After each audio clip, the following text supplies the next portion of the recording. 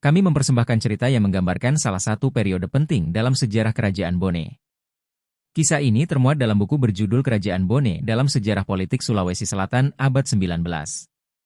Pada tahun 1859-1860, Kerajaan Bone dihadapkan pada perang dahsyat melawan tentara kolonial Belanda.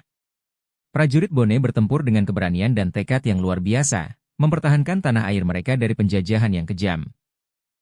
Dalam pertempuran yang sengit, darah para pahlawan mengalir, namun semangat mereka tidak pernah padam. Namun, konflik tidak hanya datang dari luar, tetapi juga dari dalam Kerajaan Bone sendiri. Konflik internal mulai mengguncang Kerajaan Bone, memecah belah para pemimpin dan bangsawan. Perpecahan ini semakin memperlemah kerajaan dalam menghadapi ancaman dari luar. Antara tahun 1835-1859, konflik antara Bone dan Belanda semakin memuncak. Kekalahan demi kekalahan membuat Kerajaan Bone menjadi semakin terpuruk, hingga akhirnya menjadi kerajaan pinjaman yang berada di bawah kendali Belanda. Sejarah mencatat para pemimpin besar yang pernah memimpin Kerajaan Bone.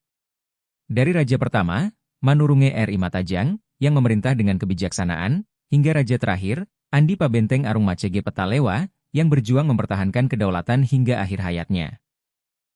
Kisah Kerajaan Bone mengajarkan bahwa perjuangan dan keberanian adalah kunci untuk mempertahankan kehormatan dan kedaulatan. Meskipun menghadapi tantangan berat, semangat juang para prajurit dan pemimpin Bone tetap berkobar. Semoga kisah ini menginspirasi kita semua untuk terus berjuang dan tidak pernah menyerah dalam mempertahankan apa yang kita yakini. Demikian kisah ini.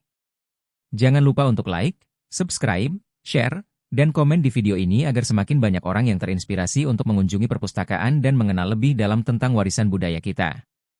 Terima kasih dan sampai jumpa di layanan Perpustakaan Provinsi Sulawesi Selatan.